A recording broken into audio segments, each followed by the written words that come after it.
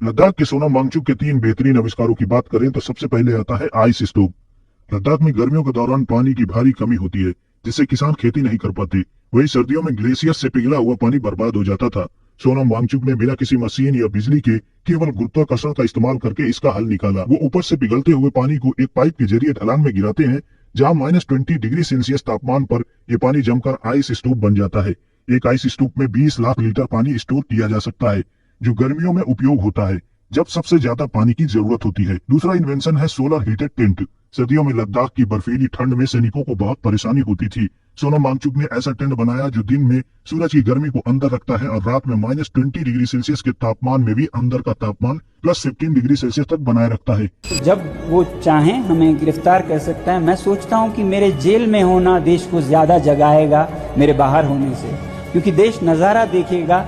जो आदमी देश विदेश से भारत के लिए मैग्सेसे से लेके रोलेक्स अवार्ड से लेके टीसीओ पुरस्कार लाता है, 8 तो यूनिवर्सिटीज के ऑनररी डॉक्टरेट्स लाता है, देश का नाम ऊंचा करता है, यहाँ के ज्ञान को निर्यात करता है और चीन जैसे देशों के खिलाफ बायकॉट चाइनीज प्रोडक्ट्स का मुहिम चलाता है, जो आगे ले जाके सरकार भी उसे आगे बढ़ाती है। उसी आदमी को हम आज ऐसे दोषों में जेल डाल रहे हैं। ये नज़ारा जब वो देखेंगे तब वो समझेंगे कि आज देश कैसे चल रहा है। जब चीन घुस आता है तो लद्दाख के लोग जान देकर रोकते हैं, मगर अब अगर भारत सरकार हमारे लिए कुछ नहीं कर रहा है तो अगली बार वो आए तो हम उनको रास्ता दिखाएंगे, हम रोकेंगे नहीं। हम जान क्यों दे जब हमारा कोई संरक्षण नहीं हो रहा है। यहाँ के एक फेमस कॉमेडियन हैं जिन्होंने कहा कि जब चीन घुस आता है तो लद्दाख के लोग जान देकर रोकते हैं, मगर अब अगर भारत सरकार हमारे लिए कुछ नहीं कर रहा है तो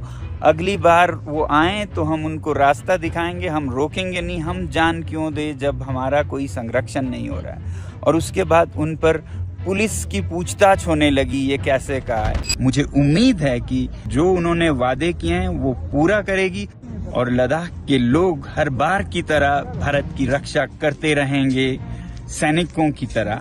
जय हिंद, जय भारत। से खुद सोनम वांगचुक ने शेयर किया था। उस वक्त मोहम्मद यूनुस सिर्फ एक नोबेल लॉरिएट थे और उनका कोई भी पॉलिटिकल रोल नहीं था। ये डॉन मीडिया का ब्रीद पाकिस्तान इनिशिएटिव था और यहाँ पर बातचीत सिर्फ क्लाइमेट चेंज से रिलेटेड हो रही थी। Hi friends, I'm here in Islamabad attending the climate change conference Breathe Pakistan organized by Dawn Media in Pakistan.